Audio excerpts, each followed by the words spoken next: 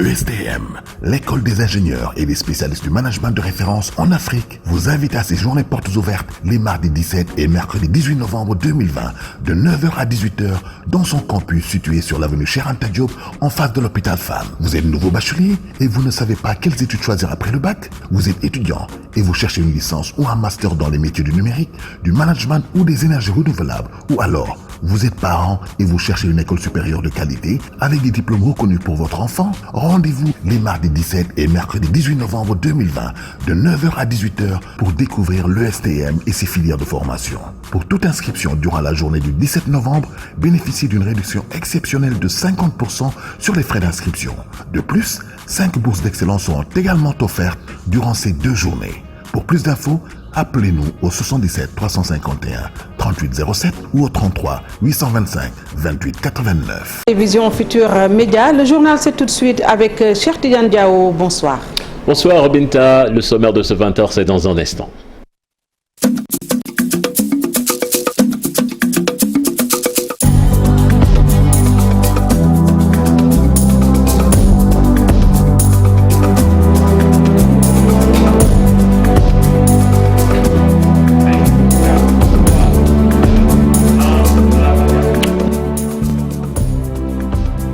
Le ministre des Pêches et de l'économie maritime dément l'information selon laquelle de nouveaux accords de pêche ont été signés en 2020 entre le Sénégal et l'UE. Alioune Ndoye souligne que les derniers accords signés avec l'Union européenne datent de fin 2019. Vous l'entendrez dans ce 20h. Les candidats à l'immigration clandestine qui ont atteint les côtes espagnoles seront rapatriés. Le président de l'ONG Otra Africa dénonce ces rapatriements qui ne respectent pas les normes internationales. Le deuil virtuel décrété par les internautes en mémoire des candidats à l'immigration qui ont péri en mer. Mbour, qui a payé en lourd tribut, a également prié pour ses victimes. Nous verrons cela avec notre correspondant sur place, Abdourahmane Diallo. Et puis vers une escale aéronautique à l'AIBD pour renforcer la lutte contre le terrorisme. Cette infrastructure ultra moderne construite par des entreprises sénégalaises a été inaugurée ce vendredi. Voilà le sommaire de ce 20h. Tout de suite le développement.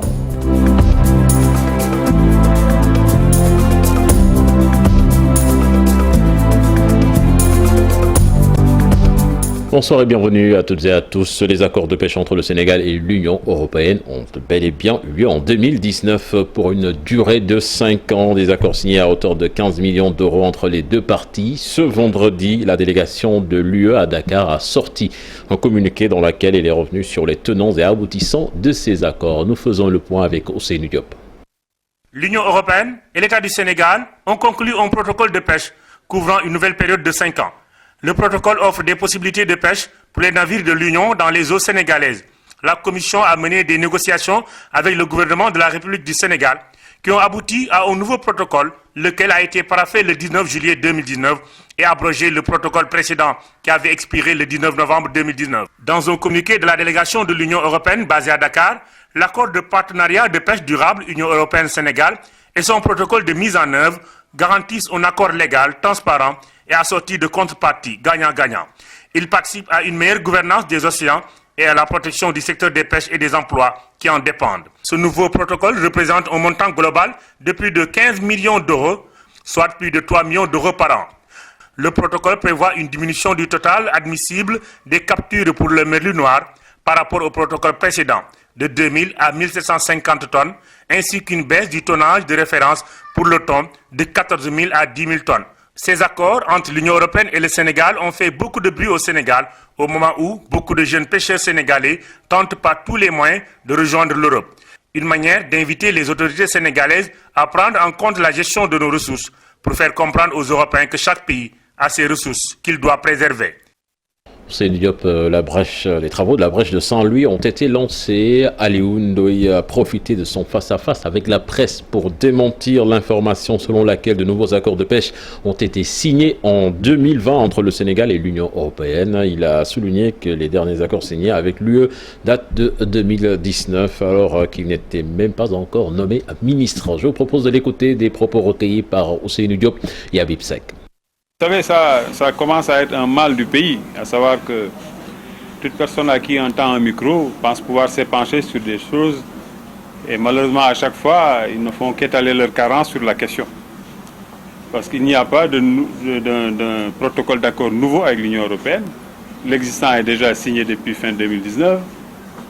Et il porte pas sur 50 000 tonnes, mais sur 10 000 tonnes d'espèces tonidées, de thon, et sur 1750 tonnes de merlu.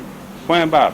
Il n'y a pas autre chose. Donc quand les gens se réveillent pour nous parler de 50 000 tonnes, ça veut dire qu'ils parlent d'une chose qu'ils ne maîtrisent pas pour faire de façon aussi irresponsable un lien avec ce phénomène d'immigration clandestine.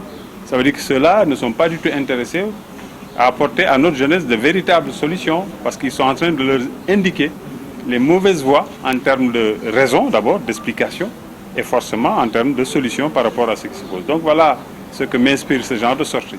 Ceux qui avaient bravé la mer jusqu'à atteindre les côtes espagnoles seront rapatriés d'ici peu. C'est ce qu'a révélé le président de l'ONG Otra Africa.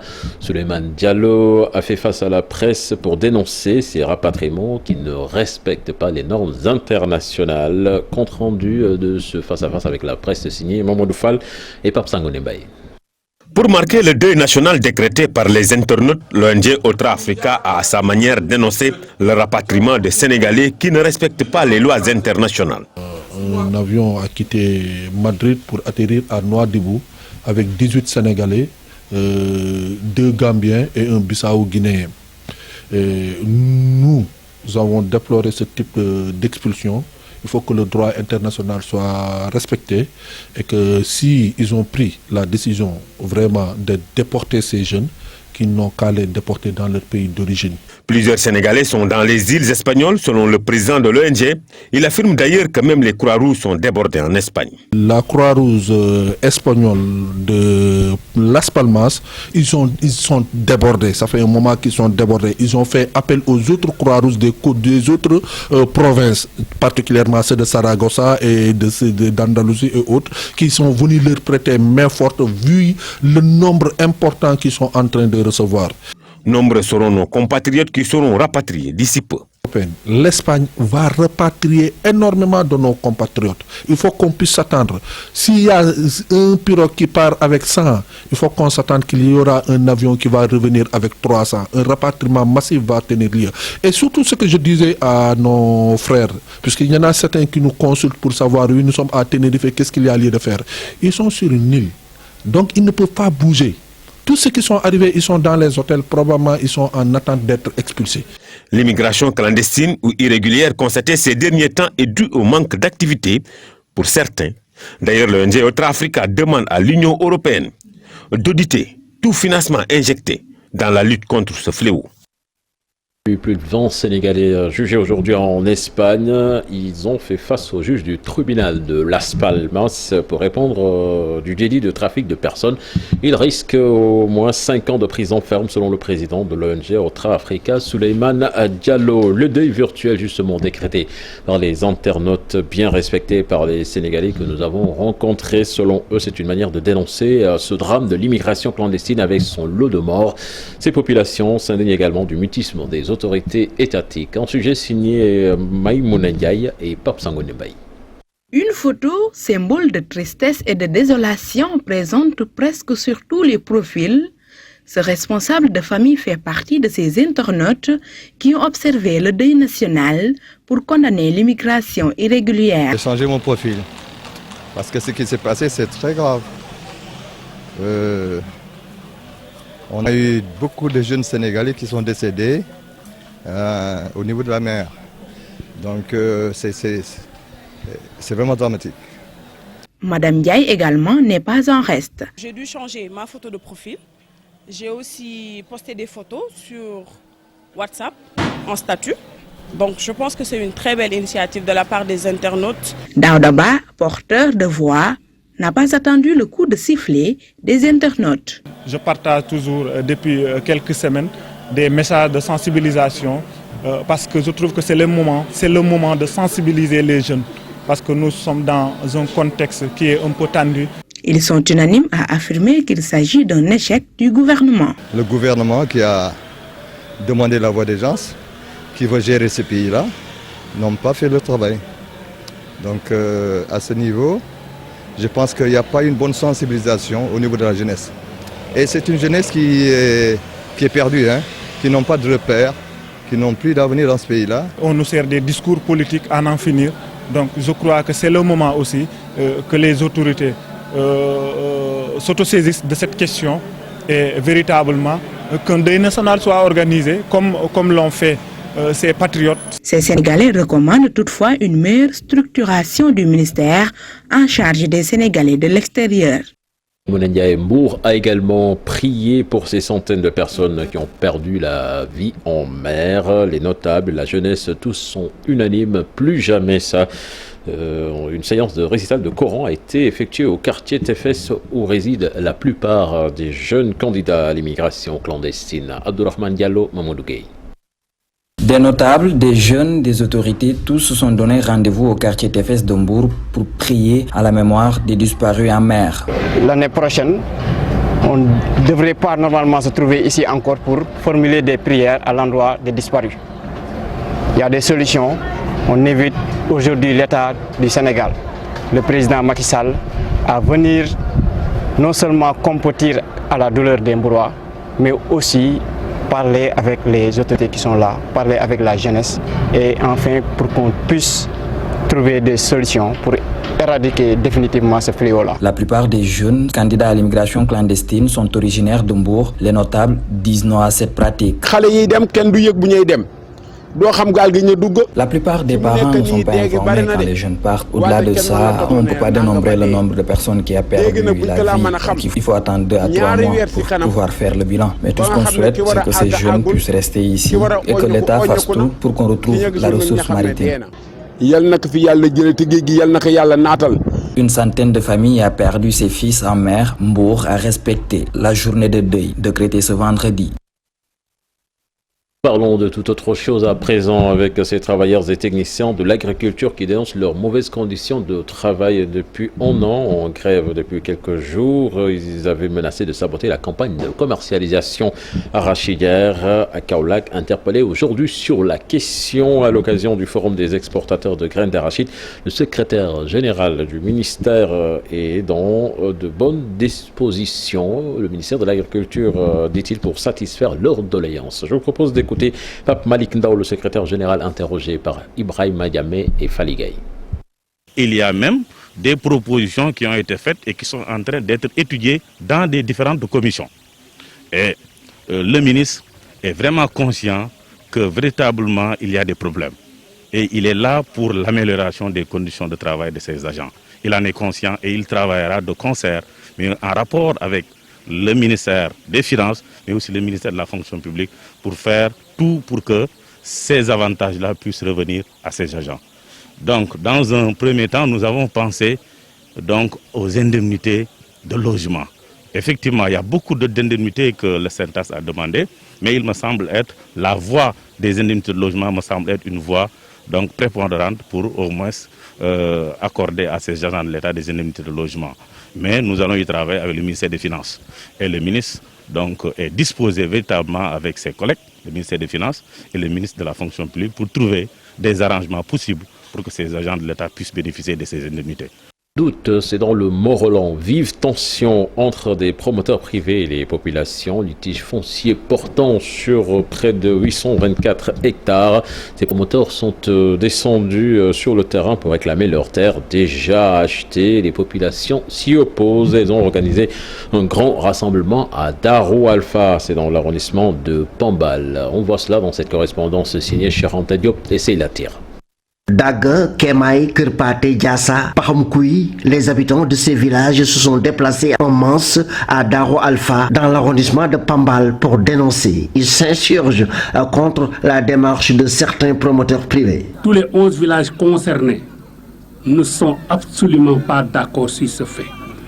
Parce qu'on imagine mal, un colon, je veux dire, aurait un titre foncier qui daterait de 1910. En réalité, c'était un Touab qui était là et qui empruntait quelques hectares pour exploiter la gomme arabique. C'était au moment de la colonisation. Il a su profiter de certaines facilités pour certainement faire je ne sais quoi. Aucun villageois, en son temps, n'a vendu ni prêté ses terres. que celui-là, comment il a fait pour avoir des terres et les faire muter en titre foncier. Nous, on ne peut pas comprendre ça et nous ne l'accepterons jamais. La superficie est de 824 hectares. Ces populations très en colère demandent aux autorités locales compétentes de la zone de tout faire pour trouver le plus rapidement possible une solution à ce problème avant que le pire ne se produise. C'est ce que nous attendons du maire de la commune de Noto-Goudiama. C'est ce que nous attendons du maire de Mola. Celui-là, il l'a fait. Ces populations se disent prêtes à mener le combat jusqu'au bout de leur logique. Elles redoutent la disparition de plusieurs villages de la zone si le projet prévu sur 824 hectares passe. Éducation à présent avec ce différend entre écoles privées et parents d'élèves. Des plaintes ne régleront pas le problème. C'est du moins l'avis du juriste Maître Abdoulaye Tine qui estime que toutes les deux parties ont raison. Le seul responsable, l'État du Sénégal, qui au-delà de la situation d'état d'urgence avait ordonné l'interdiction de licenciement et il préconise la mise en place d'une commission ad hoc où toutes ces écoles vont faire des déclarations de créances. Suivons ces explications avec Alassane Ba. L'affaire a cessé d'être une affaire entre personnes privées le jour où l'État du Sénégal, après avoir décrété l'état d'urgence sanitaire, a pris une autre mesure d'ordonnance pour interdire à tout employeur de licencier, ce qui était une atteinte grave à la liberté d'entreprise et à la liberté d'industrie. En de pareilles circonstances, la législation internationale impose à l'État du Sénégal de compenser les déficits d'exploitation qui résultent de cette situation d'exception qui a été. L'État a cherché à le faire, mais de manière déjà prématurée et inappropriée. En résumé, moi je préconise la solution suivante, qu'il appartient à l'État du Sénégal et pas aux parents d'élèves, de mettre une commission ad hoc où toutes ces écoles qui sont reconnues, les 2400, vont y aller pour faire des déclarations de créances. La commission va vérifier la réalité et l'exactitude de ces créances. De deux choses l'une, soit l'État va sortir de l'argent pour renflouer, pour payer la trésorerie, pour éponger cette dette, ou sinon, la solution la moins onéreuse, c'est d'accorder à toutes ces écoles qui, à la fin de l'année, vont payer des impôts, des crédits d'impôt. Et comme ça, bien sûr, la situation sera rétablie de manière normale. Nous allons à Ziguinchor à présent à l'école élémentaire François Ntap et Mamadou Gassama. La tension est vive. En effet, des dizaines d'épaves de camions, des câbles électriques, des postes de haute tension jouxtent ces deux établissements, faisant peser plusieurs types de risques sur ces derniers. Excédés, les enseignants et parents d'élèves ont tenu un point de presse pour alerter les autorités. Leur porte-parole que je propose de suivre au micro de Boubacar Diassi et Lamine Magnan. C'est dire que, comme il l'a si bien dit, nous sommes des enseignants et que nous avons entre nos mains l'intelligence et l'âme de la nation. On ne doit pas attendre jusqu'à ce que le pire se produise pour dire que nous allons sortir pour revendiquer. Donc aujourd'hui, comme il l'a si bien dit, il y a une situation qui perdure à l'école François Ntap et au niveau de l'école Mamadou Gassama. Nous, tout au long du mur de clôture, des camions ont souvent heurté le mur. Et si vous faites le tour, vous allez voir par endroits, il y a de nouvelles briques. C'est-à-dire, c'est là où les camions ont heurté et nous sommes en train de tout faire pour essayer de réparer ça. Est-ce qu'il y a aussi des conteneurs qui sont là, qu'on a placés? À l'intérieur des conteneurs là, il y a des fils haute tension. Est-ce que nous allons attendre jusqu'à ce qu'un enfant décède pour dire que nous allons crier notre ras-le-bol? Je crois que nous sommes des responsables. Alors qu'il est temps, nous interpellons toutes les autorités pour qu'elles puissent prendre les dispositions nécessaires. Il ne faut pas attendre jusqu'à ce qu'une personne décède. Si une personne décède, c'est une déception. C'est dire que quelque part les gens ont échoué. On ne doit pas attendre jusqu'à ce que des élèves meurent pour dire que nous allons crier notre ras-le-bol. Donc c'est la raison pour laquelle nous tenons ce point de presse-là pour attirer l'attention de toutes les autorités pour que ces derniers-là puissent prendre des dispositions nécessaires afin que le groupe scolaire Mamadou Gassama et François Ntap puisse travailler dans d'excellentes conditions.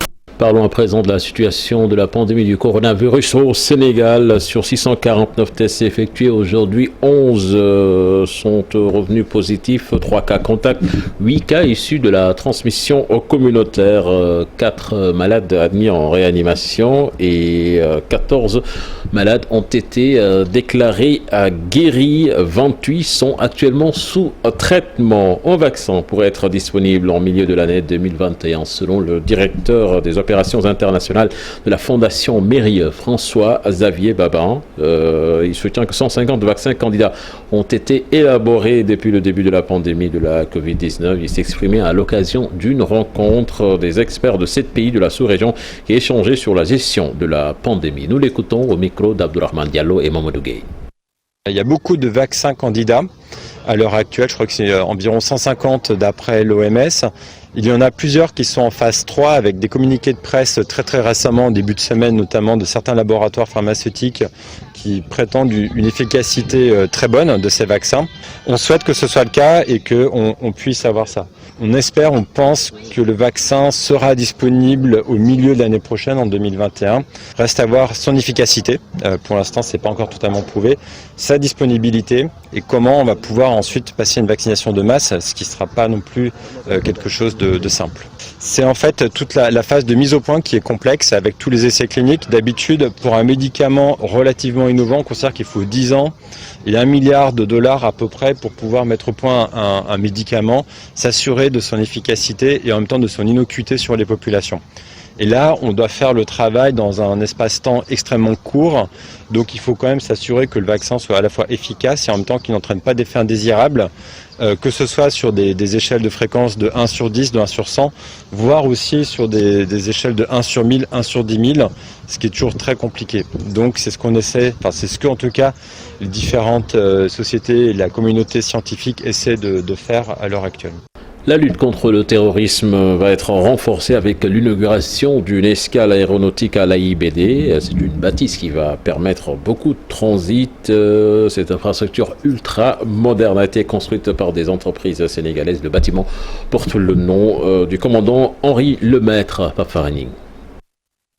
Un bâtiment flambant neuf dans l'enceinte de l'AIBD, l'escale aéronautique des éléments français au Sénégal va permettre de lutter efficacement contre le terrorisme et de participer à d'autres opérations dans le Sahel. Voilà, donc elle permet aujourd'hui d'assurer le transit de 250 personnes environ par jour, une dizaine de tonnes également en termes de fret. Nous sommes évidemment en mesure de monter en puissance si ça s'avérait nécessaire. Et donc nous contribuons également au soutien de l'opération Barkhane, qui agit en bande sahélo-saharienne aux côtés de bien d'autres partenaires africains et alliés. Une escale stratégique pour la stabilité de la sous-région grâce à un partenariat entre la France, l'Espagne et le Sénégal. C'est la seule raison d'être, bien évidemment, des éléments français au Sénégal, c'est d'agir en partenariat avec l'armée de l'air, avec les armées sénégalaises. Avec l'Espagne s'engage avec la communauté internationale et avec les partenaires africains pour lutter contre le terrorisme et maintenir la paix et la stabilité dans la zone. Une infrastructure ultra moderne réalisée par des entreprises sénégalaises, un grand défi relevé. C'était un chantier très difficile vu l'emplacement déjà en pleine brousse. Donc, mais quand même, on a pu relever le défi par rapport à ce qui a été demandé sur ce chantier-là. On a eu à faire 1 an et demi sur ce chantier. Donc, ce terrain était sauvage, donc rocailleux.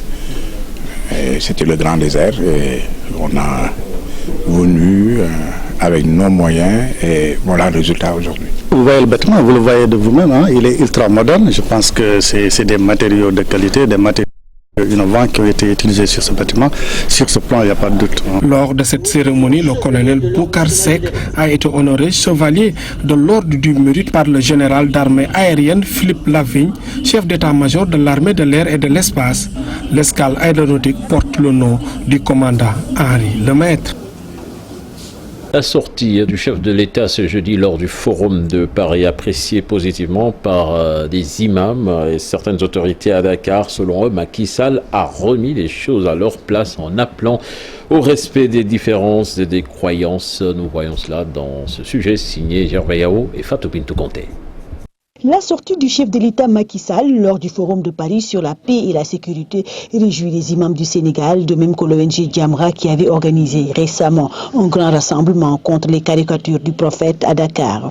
Alors cette fois-ci, il faut avoir l'honnêteté de reconnaître qu'il a tenu un langage de vérité au président Macron, en lui disant notamment qu'il faut respecter les différences confessionnelles. Il a dit ce qu'il avait à dire là où il l'a dit, c'est-à-dire, on ne va pas dire remonter les bretelles, mais recadrer l'islam par rapport à la vie de la nation française, recadrer l'islam par rapport au président de la République française qui a eu à élever sa voix pour dire une déclaration qui avait un peu frustré tout le monde musulman. D'ailleurs, pour Oureka Mprera, le discours du chef de l'État vient à son heure. Important aussi de noter que le président Macky Sall a eu le courage de dire que l'islam aujourd'hui est la plus grande victime du terrorisme. Ça a toujours été notre conviction. Parce qu'aujourd'hui, notre conviction, c'est que c'est l'islam qui en pâtit. Et aujourd'hui, c'est un faux procès qui est en train d'être fait à la religion musulmane. Seulement, cette présence auprès de Macron, selon Mamata Gueye, contraste bien